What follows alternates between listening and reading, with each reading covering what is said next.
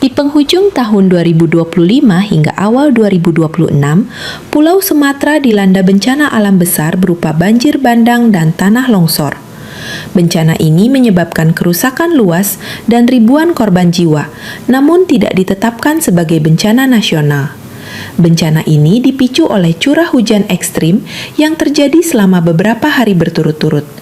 Kondisi ini diperparah oleh cuaca ekstrim di sekitar Selat Malaka, serta kerusakan lingkungan, seperti berkurangnya hutan di daerah hulu, sehingga air tidak terserap dan langsung mengalir ke permukiman. Dampaknya terasa di berbagai wilayah, terutama di Aceh, Sumatera Utara, dan Sumatera Barat. Di Aceh, banyak warga mengungsi dan bahkan ada desa yang hilang. Di Sumatera Utara, banjir dan longsor merusak rumah, jembatan, serta menghambat akses jalan. Sementara di Sumatera Barat, banjir bandang menyebabkan kerusakan besar pada permukiman dan fasilitas umum. Secara keseluruhan, lebih dari 50 daerah terdampak. Jumlah korban jiwa mencapai lebih dari 1.200 orang, dengan ratusan lainnya masih hilang. Selain itu, ratusan ribu warga harus mengungsi dan kehilangan tempat tinggal. Jika dilihat lebih rinci, jumlah korban jiwa yang mencapai lebih dari 1.200 orang tersebar di beberapa wilayah utama. Di Aceh, korban meninggal mencapai sekitar 560 orang, menjadikannya salah satu wilayah dengan dampak paling parah.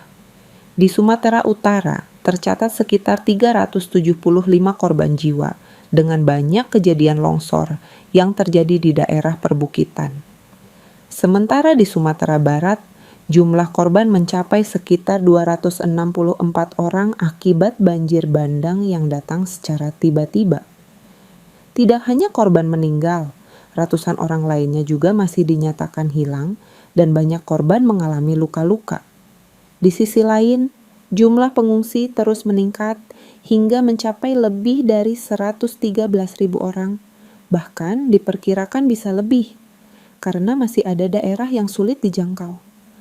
Kondisi di pengungsian pun tidak selalu mudah.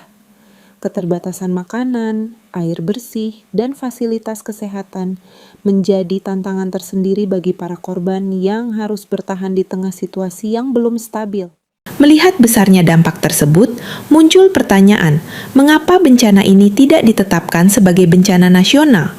Dengan skala korban dan kerusakan yang besar, penanganan seharusnya dilakukan secara lebih terkoordinasi dan menyeluruh.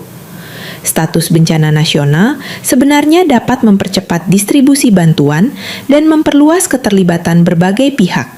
Selain itu, bantuan dari luar negeri juga menjadi perhatian. Dalam banyak kasus, bantuan internasional dapat membantu mempercepat penanganan bencana. Pada akhirnya, bencana ini bukan hanya tentang alam, tetapi tentang bagaimana respons yang diberikan. Yang terpenting adalah bagaimana bantuan dapat cepat sampai dan benar-benar dirasakan oleh masyarakat terdampak.